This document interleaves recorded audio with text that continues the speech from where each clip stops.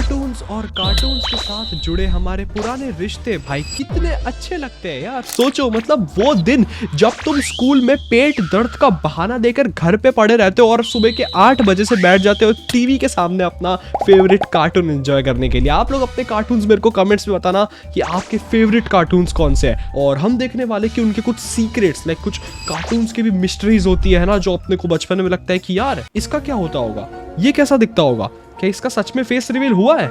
आज हम वही पता लगाने वाले हैं। इतनी जल्दी जल्दी वीडियो आ रही है तो लाइक करना तो बनता है यार। और हाँ, अपने को अपना लाइक एम रीच करना है जो कि है 1500 लाइक का, तो जल्दी लाइक दबा दो। ओके, तो ये वीडियो बनाई है व्हाट दी फैक्ट ने, तो आ जाओ देखते हैं। तो यार क्या आपने परमैन वाले बर्डमैन का कभी फेस देखा है? ओके। अच्छा, अगर इनका चेहरा नहीं देखा तो इनका तो देखा ही होगा। क्या हमारे नहीं। एक्शन बाबू का नहीं देखा? अगर नहीं इसे नहीं देखा देखा भाई। तो इन्हें तो देखा ही होगा। अच्छा, नहीं देखा? एनिमे कोई कैरेक्टर बात है नहीं, कोई? क्योंकि आज की इस इंटरेस्टिंग वीडियो में हम कुछ ऐसे कार्टून कैरेक्टर्स के फेस रिवील के बारे में जानने वाले हैं जो कि भाई बहुत ही कम एपिसोड में बहुत ही कम फ्रेम के लिए आए हैं। और साथ ही साथ आज हम ये भी जानने वाले हैं कि डोरेमोन अंदर से कैसा दिखता है और कैसे वो अपनी गोल हाथों से सारी चीजों को पकड़ लेता है। तो चलो जल्दी से इस वीडियो को स्टार्ट करते हैं। मतलब इंटरेस्टिंग तो है यार, डोरेमोन के हाथ तो गोल से, ये वो उठाता कैसे सारी चीजें। तो यार ये तो हमें पता ही है कि परमैन शो के सारी परमैन्स अपनी आइडेंटिटी छुपा कर रखते हैं। भाई काफी टाइम तक तो मित्सुओ भी नहीं जानता था कि मिस सुब्रही पाको है, और इवन आप में से बहुत कम लोगों ने पयान का रियल फेस भी देखा होगा। भाई परमैन का जो एकदम रेगुलर व्यूअर होंगे ना, वही से जानते होंगे। बेचारे हमारे मोटे भाई को बहुत ही कम स्क्रीन टाइम मिला है। अब देखो परमैन में अपनी आइडेंटिटी को छुपाने का सिलसिला शुरू होता है बर्डमैन से। और यूं तो वैसे मैंने परमैन तो इतना नहीं देखा, अगर आप लोगों ने परमैन बहुत देखा है तो कमेंट से बताना, मेरे को उसके कैरेक्टर्स के बारे में ज्यादा पता नहीं है। बर्डमैन को सभी जानते हैं, लेकिन आज तक उसके फेस को प्रॉपर्ली दिखाया ही नहीं गया है। अब कहीं न कहीं हम ये जानते हैं कि आगे चलकर मित्सुओ ही परमैन से बर्डमैन बनेगा।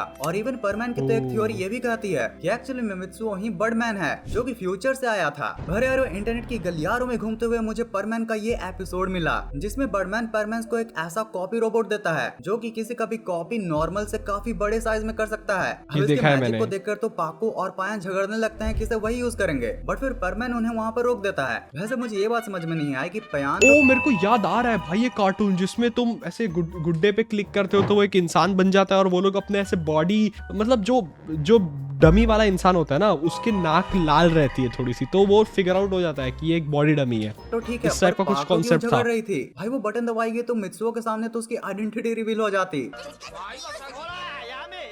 अब मित्सुओ जब उस रोबोट को बर्डमैन के पास ले जाता है तो बर्डमैन उसे अपनी गन से फिक्स करते हुए उसको प्रेस कर देता है। अब तुरंत इसके बाद बर्डमैन की गलती उसका फेस रिवील कर देती है, जो कि भाई देखने में काफी वियर्ड लग रहा था।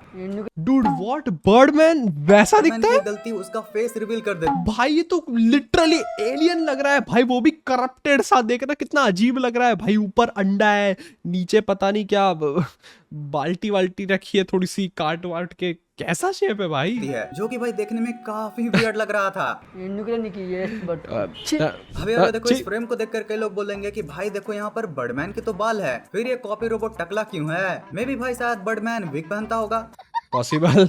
नहीं भाई, बाल की तो छोड़ो, इसका चिन्ह भी नहीं मैच करता है। ये तो बर्डमैन होने से रहा, बट हाँ यहाँ पर क्रिएटर्स ने हमारे मजे जरूर लिए हैं। लेकिन अगर सच में परमैन ही आगे चलकर बर्डमैन बनेगा तो वो कुछ न कुछ ऐसा दिखने वाला है। Action mask. हाँ भाई, जापान में एक्शन कॉमन को एक्शन मास्क ही कहा जाता है। अब जो शिनचैन के एकदम जबरा वाले फैन होंगे ना, वो इसके जानते हैं एक्शन कॉमन को, फेस को भी जानते होंगे। बट जिन लोगों को नहीं पता उनके लिए मैं बता देता हूँ कि एक्शन कॉमन का एक्चुअल नेम गोतारो गो है, और पहले ये बहुत ही गरीब कंपनी में काम किया करता था। बट फिर डॉक्टर किटागावे और मिमिको के मिलने के बाद उसको मिलती है एक एक्शन बेल्ट, जिसे के थ्रू वो एक सुपर हीरो एक्शन कॉमन बन जाता है।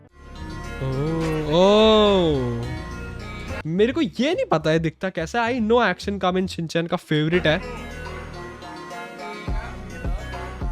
डैम भाई, इस विकी पेज के अकॉर्डिंग तो इसकी ओरिजिन स्टोरी काफी इंटरेस्टिंग है, जहाँ पर जब गोतारो गो का एक बार रेड कार से एक्सीडेंट होने की वजह से लगभग जान जाने वाली होती है कि तभी प्रोफेसर गो उस पर सर्जरी करके और उसको एक साइबोर्ग बनाकर बचा लेते हैं। ये तो डॉक्टर स्ट्रेंज जैसी कहानी है भाई। हो भाई, मतलब कि एक्शन कॉमन आधा इंसान और आधा रोबोट है। और तो और भाई, जब वो दुनिया को नहीं बचा रहा होता है तो वो किसी मूवी की शूटिंग कर रहा होता है। और कई ऑनलाइन कम्युनिटीज का तो ये भी कहना है कि जब वो शूटिंग भी कर रहा होता है तो एक्चुअली में रियल विलन से ही फाइट करता है, बस लोगों के बीच में दहशत न फैले इसलिए वो इसे किसी मूवी की शूटिंग की ही तरह प्ले करता है। जैसे कि शिनचैन की इस एपिसोड में आप देख सकते हो कि ये सीन का डायरेक्टर को भी नहीं पता होता है, और यहाँ एक ब्लास्ट के साथ एक अलग ही विलन आ जाता है। अरे नहीं डायरेक्टर, क्या ये स्क्रिप्ट में था?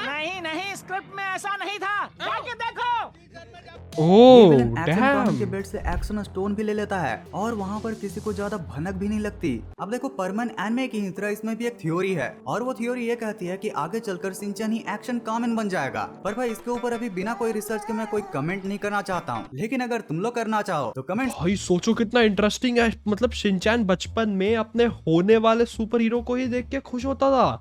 भाई ये तो काफी इंटरेस्टिंग थियरी है, बट ज्यादातर पॉसिबल है कि ये फेक है। सेक्शन सभी के लिए ओपन है। इस वीडियो को लाइक करके अपनी सारी बातें मुझे बताना। अब देखो जब हम जापान के एनिमे की ही बात कर ही रहे हैं तो एक बहुत ही पॉपुलर एनिमे के बहुत ही पॉपुलर कैरेक्टर के बारे में मैं तुम्हें बताना चाहता नारुतो। हूँ और वो है द कॉपी निंजा ककाशी। भाई मैंने जब स्टार्टिंग में नारुतो को देखा था तो लगभग सभी के फेस दिखाए जा रहे थे, लेकिन एक कैरेक्टर था जिसका फेस हमेशा ही आधा ढका रहता था। और अगर स्टार्टिंग में सच बताऊं तो उसको फेस को देखने की मुझे उतनी कुछ तड़प भी नहीं थी। बट फिर जब कई एपिसोड्स में ऐसे दिखाया जाता है ये लिटरली नारुतो सीरीज का सबसे हैंडसम कैरेक्टर है, तो भाई मैं तो खुद को रोक नहीं पाता हूँ। बट फिर उसका ये फेस देखने के लिए मुझे तकरीबन 500 एपिसोड देखने पड़ते हैं। पर कुछ भी बोलो, बंदा है तो हैंडसम। और इसके फेस पर इस मोल को देखकर मैं समझ गया कि आखिर सभी इसके दीवाने क्यों हैं। अच्छा देखो ये सब अब तक फेस रिवील तो ठीक था, क्योंकि इन सब में लगभग एनिमेटर के परमिशन के बाद ही इनके फेस को दिखाया गया था। बट क्या तुम इमेजिन कर सकते हो कि बस एक खिलौने की वजह से सालों से चलता हुआ एक मास्क कैरेक्टर का फेस रिवील हो जाएगा। तुम जरा क्यूबोन के इस टॉय को देखो जिसका की बोन ही बाहर आ जाता है और हमें पता चलता है कि क्यूबोन कोई और नहीं बल्कि एक ग्राउंड चार्लीजार्ड जैसा दिख रहा है भाई। हाँ चार्लीजार्ड क्या, चारमेंडर। टॉय बनाने वाला अगर इसको सेल देता तो बेचारे का ये ब्लंडर नहीं होता। वैसे चलो फटाफट अब तुम्हें 3 ऐसे कार्टून कैरेक्टर्स के बारे में बताता हूँ जिनका फेस रिवील करने के लिए लोगों ने लिटरली एक फ्रेम जाकर सारे एपिसोड देखे थे। तो सबसे पहले आती है पावरपफ गर्ल्स से सारा बेलम, जो कि मेयर के सेक्रेटरी भी होती हैं, पर ये इतनी लंबी होती हैं कि इनका फेस नहीं पता चलता। हाइट तो देखो भाई, सीधा दूसरे माले पे फेस है भाई इसका,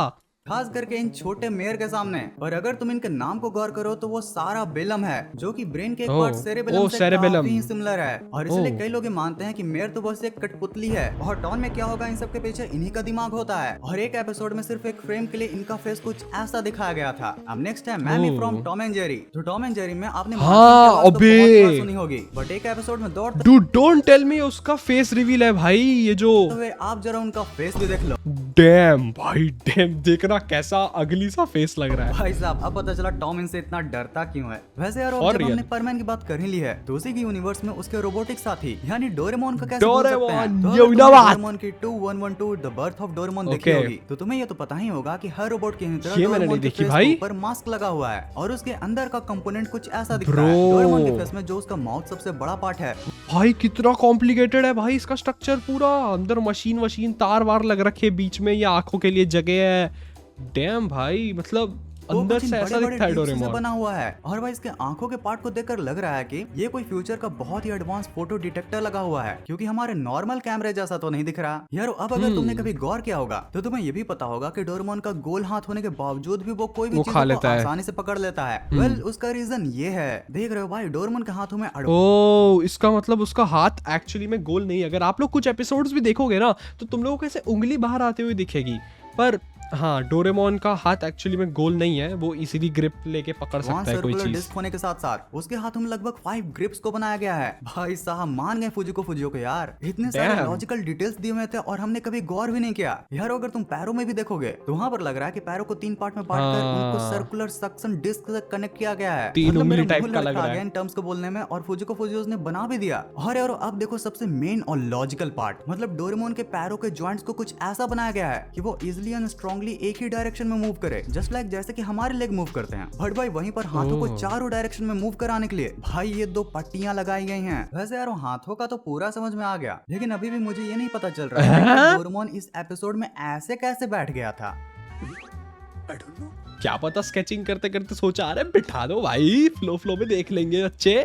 तो जैसा कि तुमने कई मूवीज में देखा होगा कि अधिकतर हीरो जिस मास्क के कैरेक्टर से लड़ता है, मूवी के लास्ट में जब उसका फेस रिवील होता है तो हमें पता चलता है कि वो कोई और नहीं बल्कि हीरो जैसा ही दिखने वाला, या बोलूं हीरो का ही एक निगेटिव साइड होता है यार। ठीक ऐसे ही जैसे जैसे तुम एज में बड़े होगे तुम्हें रियलाइज होगा कि तुम्हारे लिए दुनिया का सबसे बड़ा विलन तुम खुद ही हो। अगर सच बताओ तो तुम्हारा मन ही तुम्हारा सबसे बड़ा दुश्मन होता है, वही तुम्हें टेंशन देता है और तुमसे भाई ने तो सीख दे दी भाई लास्ट में, फालतू चीजें करवाता है। जिस दिन से तुम इसी मन को we suffer more in imagination than in reality. 100% true भाई। कौन कौन इस थॉट से एग्री करता है मेरे को कमेंट में बताओ। कंट्रोल करना सीख लोगे ना, तुम्हें लिटरली इस दुनिया में कोई भी टेंशन नहीं दे सकता। ये हुई ना बात, सही बात है भाई। भाई की बात से तो मैंने एग्री किया है 100%। तो चलो यार, अगर आप लोगों को इस वीडियो में मजा आया हो तो एक लाइक करना, बताना आप इनमें से कौन सा कार्टून सबसे ज्यादा देखते थे। मैं तो शिनचैन और डोरेमोन भाई, बाकी सारे कार्टून्स मैंने देखे हैं पर उनको मैं साइड में रखता था क्योंकि मेरी प्रायोरिटी थी हमेशा शिनचैन वगैरह, डोरेमोन, बंद बुद बुड़बक, फिर निंजा हथौड़ी, यही सब देखा है मैंने, ऑगी एंड कॉकरोचेस।